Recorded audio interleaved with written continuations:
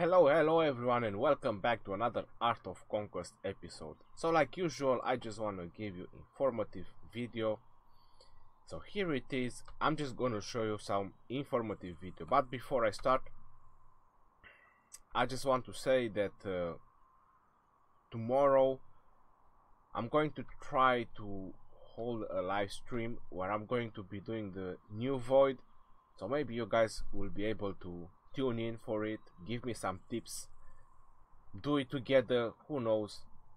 It's going to be recorded, everything, tomorrow and probably the next day if it's not done by then. So since we are talking about the void, I'm just gonna go in and show you something. This is like a reminder, because I know maybe most of you, like I did, have the void maxed out. I mean, cleared all the 80 stages. So you just press proceed, and proceed. But do not forget, and this is the reminder what it is about, that on every stage you have a tent like this one. So the strange rune on this tent suggested that heroes can recover energy. So obviously, for example, my Avalon already had a tent from the previous stages, so you can see it has 15 energy than usual, and my other heroes, they are on 10 energy. So I can literally go and boost another hero of mine like this one. So now she has 15 energy. That means I can use this hero a lot more than I want. Obviously the tent is gone. Some of the tent, they give you mana recovery, some other tents, no, various things. So this is the first tip that I'm going to give you. The next tip would be to loan troops before you enter, before update, because I'm not sure if the update, the void will be reset, and you might want to be prepared and pre-loan troops before you enter void, before the new update. So make sure your void is saved up with loaned troops, it's saved up with heroes the way you want them to be, you know, with all the items. For example, you see how my Avalon is right now. You don't really want him like this. You want him with the proper standard and the proper trinket to boost your army. And where is Jack? Same is Jack. You don't want him with this kind of items. You want him with 130 might or whatever. So yes, check your heroes, pre-loan your troops, and collect your tents. So there is 3 things you can do before the update. That's why I'm trying to do this video as soon as possible, so as many people can see it before that, can profit. But even after this will help you, so you can check all the time that you have the troops that you need, that your heroes are the way you want them to be, abilities and everything for the void. And you have the loaned troops and you collected your tents.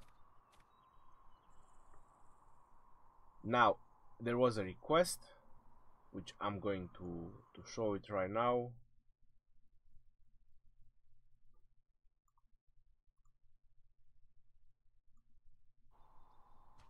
So this is my 10-second battle replay, which I won the first place on the previous event. So just to show you some informations, and because I did show you my Avalon on the void. So this is how my Avalon looks in general. So you see, that's a different. The other flag is just for training purposes, and same for the other trinket, but this is how my Avalon looks like right now. And that is my first flawless item. So yes, this is my first divine flawless items, thank God. After dozen of craftings, I finally managed to do a flawless divine one. This is my Jack, 127 might. Obviously I plan to change this one for more stats, but I'm just not entirely sure right now, because that 30% attack speed is very promising. So let's watch it, because it's only 10 seconds. So that's the placement. That was fast. I used Jack, Rakan Archers, and Rakan Archers again, and there it is, 10 seconds. 10-second victory, which got me the first place on the event.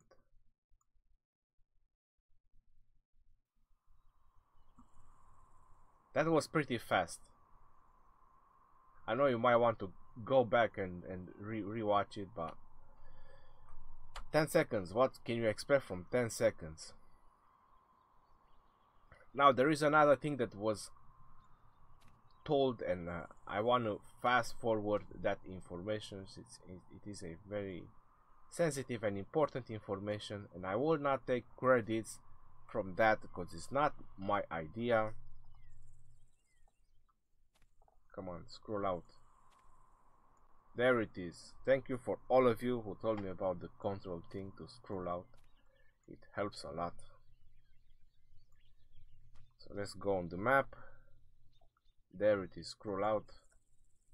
As you can see, I'm gonna take my server as an example. Maybe in other merge server it will be slightly different, but I'm gonna take my server example. We have two colors dominating the entire cities. So the entire cities, they are controlled by two colors. And for the safety of the servers, we have some rules. Right now we have permanent alliance all the time, and we have controlled PvP period of times, player versus players, smashing guards most of the times. We don't really attack other players' cities because the game is kind of broken right now, so people don't really enjoy getting smashed down. But guards, that's alright. And we only do that when it's the event and for a small period of time. From what I was informed, they might want to do this for longer period of time, as many are complaining because they want to fight a lot. Now I came out with the idea to do the video, but it's actually someone else's idea, so all the credits of what I'm going to say next goes to Legend X from Wine Throne. I forgot which server he is from because he did tell me, but anyway, so his idea was like this: if the whole map is controlled by two colors, all you need to do is just have one city controlled obviously by someone trusted on the third color. So on the third color you have another city, which obviously it has to be a king, so that city has to be permanently with that player. And you can choose a city, like for example, I give an example, is Isengate. If Isengate would go uncontrolled or controlled by another color, the area that it is around him and the amount of player you can feed in is quite high. So this is why I would take Isengate, maybe Rivendell, I'm not sure if Ravenfield, but I think Maiden Spring as well, maybe Fair Market as well.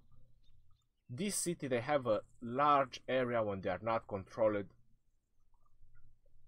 I mean, as a space on the map, or a space as how many players you can fit in.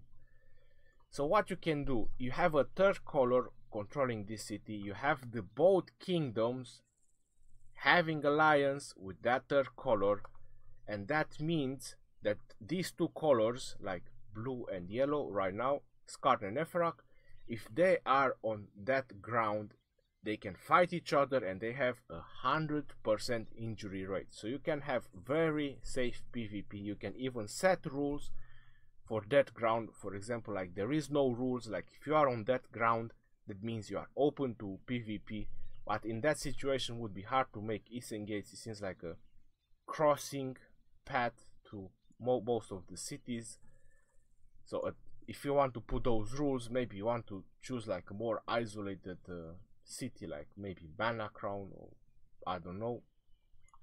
But the things, it's open to a lot of possibilities. So I repeat again, you have a third color controlling a city, then you have the other two colors having only alliance with that particular city. So the other two colors, while they are on that ground, they have 100% injury rate, but they can also PvP each other, and that will be happy ending for everyone, for those who want to PvP. And obviously, as I take my server as example, we can keep the guard fighting up, we can keep the PvP up in the same time, so people should be happily ever after. You can also PvP, you can also smash guards if that's what you like, so it should be fair for everyone. Again, this idea is from Legend X, from House Winethrone. So he came up with this idea, he gave me this idea. I just wanted to fast forward it to everyone who's going to watch this.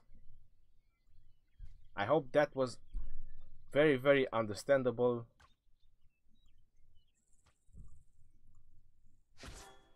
There it is. And until next time, this is Legend Ruin, and I hope tomorrow to see you on the live stream. Give me tips on the void. Let's clean it together.